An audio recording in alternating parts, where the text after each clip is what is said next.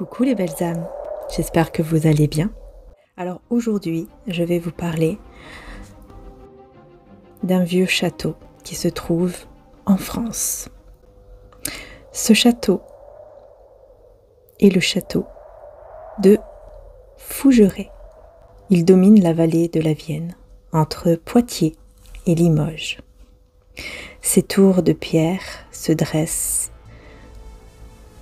depuis le XVe siècle, fières, imposantes, mais usées par le temps. L'histoire que je vais vous raconter est authentique. Elle s'est déroulée en France, comme je l'ai dit tout à l'heure, dans un endroit chargé d'histoire, de mystère, et peut-être d'esprits qui n'ont jamais trouvé la paix.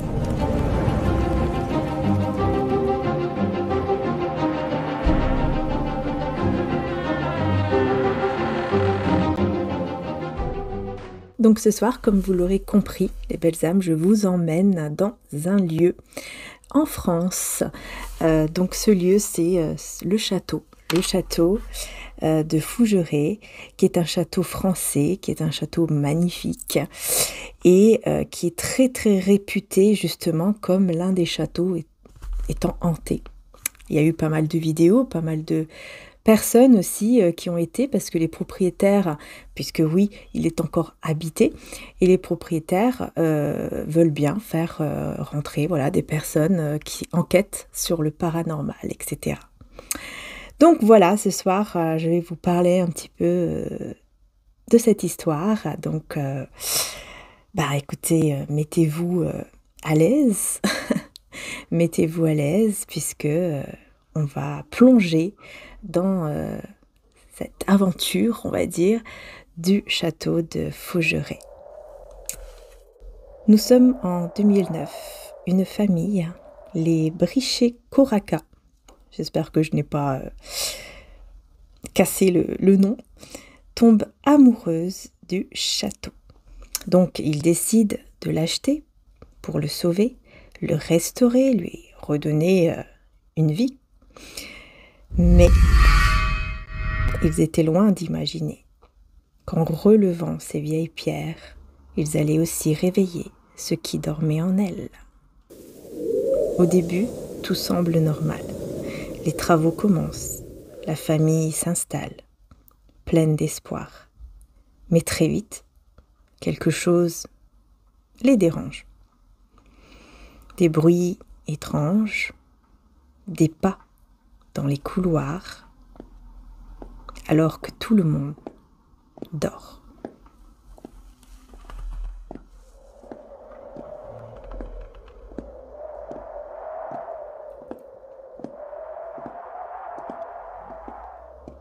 Une nuit, Madame Brichet-Coraca raconte s'être réveillée en sursaut, certaine d'avoir entendu quelqu'un marcher dans le grenier.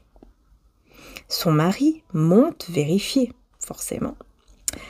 Et personne, vraiment personne dans le grenier, rien. Mais dans la poussière, et c'est ça qui est effrayant, c'est que dans la poussière, des traces de pas nus apparaissent sur le sol. Vous imaginez des traces dans la poussière, dans le grenier, vous voyez ça par terre, des traces de pieds nus, comme ça, alors que personne n'est là. Je pense quand même que ça fait un tout petit peu flipper. Continuons. Les jours passent et le château semble s'animer. Des voix chuchotées, des courants d'air glacial dans des pièces pourtant fermées et des odeurs de repas anciens, comme si, quelque part, le passé continuait de vivre. C'est quand même incroyable, parce que le château, c'est comme si il prenait vie en fait. Il y avait encore de la vie dans ce château, alors qu'il n'y ait personne, quoi. C'est quand même quelque chose d'effrayant et d'incroyable en même temps. Les propriétaires essaient d'abord de rationaliser le vent, les poutres, l'humidité, mais plus ils avancent dans les rénovations et plus les phénomènes deviennent intenses.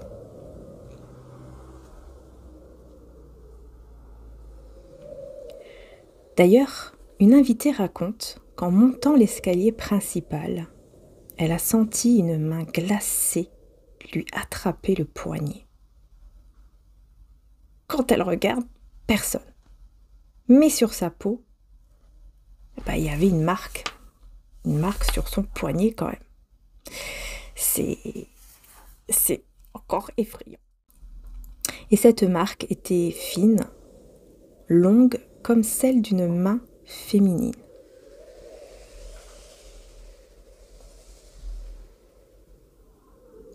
Les témoignages se multiplient. Certains visiteurs entendent des pleurs d'enfants.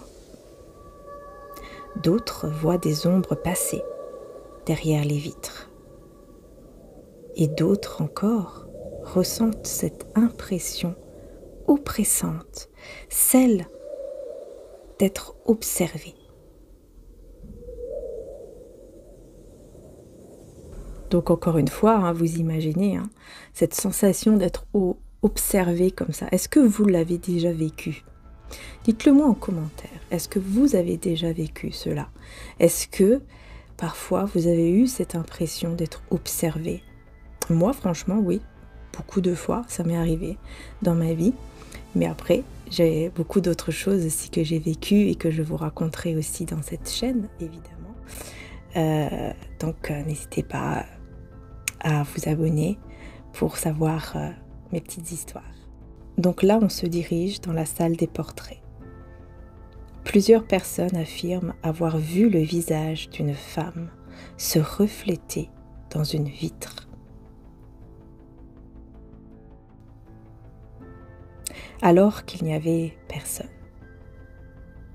Une femme brune, en robe d'époque, regardant droit dans les yeux.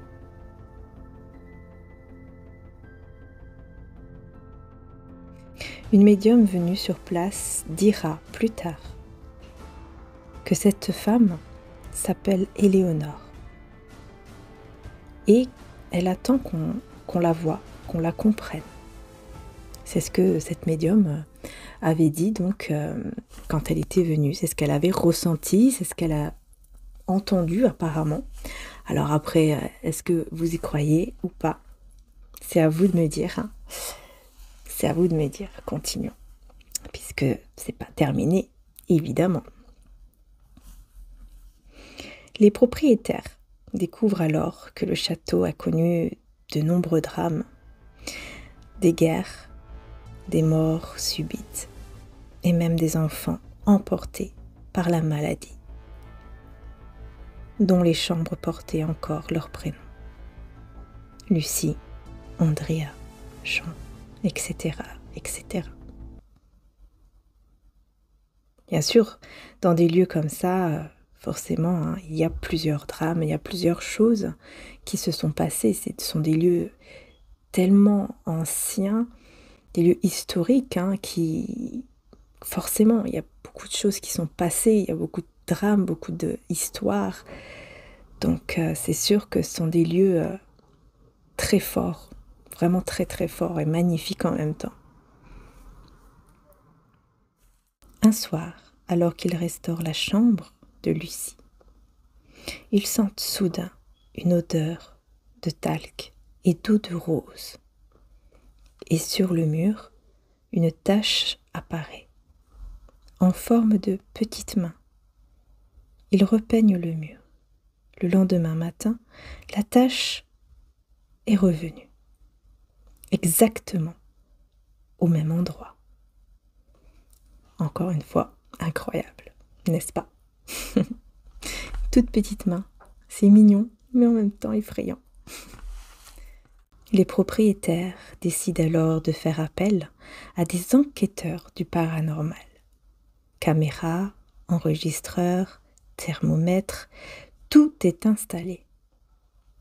Et c'est cette nuit-là que le château se manifeste vraiment.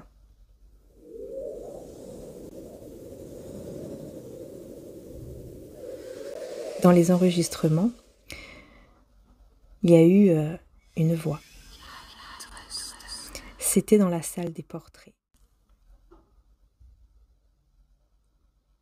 Un murmure qui disait « Ne partez pas, ne partez pas ». Les enquêteurs, stupéfaits, rejouent la bande.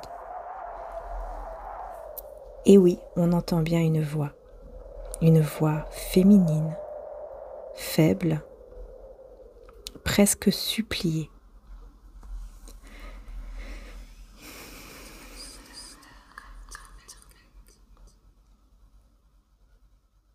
Dans une autre pièce, des coups retentissent contre le mur. 3 coups.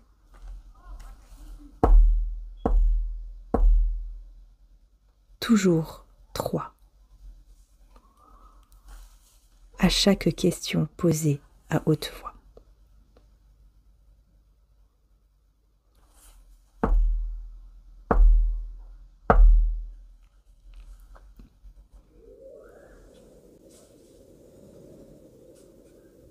Certains disent que le château répond, d'autres pensent qu'il prévient. Et vous, qu'en pensez-vous? Est-ce que vous pensez que le château répond quand les enquêteurs posent des questions? Ou est-ce que vous pensez plutôt que c'est pour prévenir? Prévenir de, peut-être, de quelque chose. Avec le temps, les propriétaires ont fini par accepter cette présence. Ils disent que les âmes du château ne sont pas maléfiques. Ils sont attachés à leur histoire, à leurs souvenirs et à leur maison.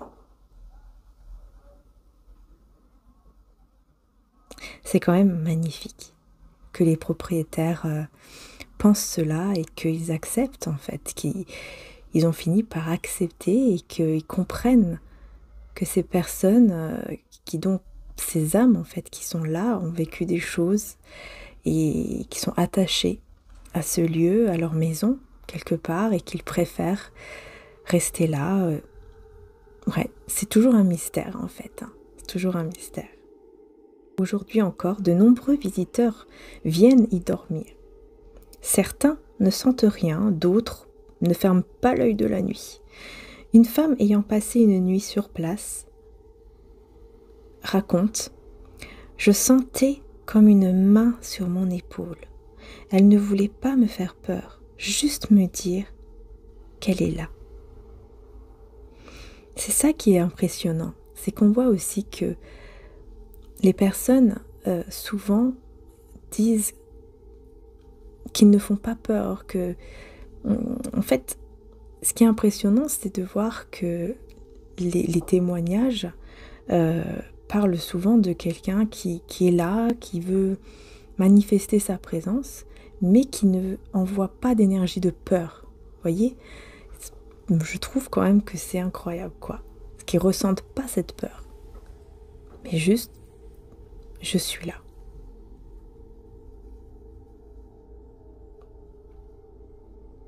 Et c'est peut-être ça la vérité de Fourgeret. Ce château n'est pas qu'un lieu hanté, c'est un lieu habité.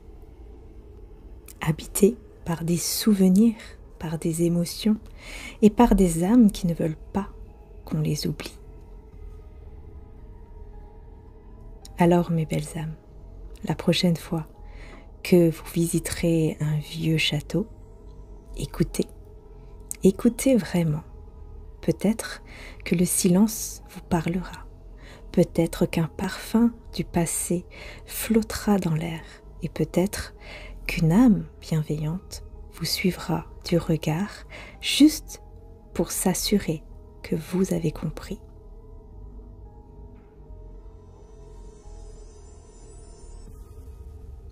Les propriétaires de Fourgerets vivent toujours là, en harmonie avec ce monde invisible, et ceux qui ont eu la chance ou le courage d'y dormir disent tous la même chose quand même.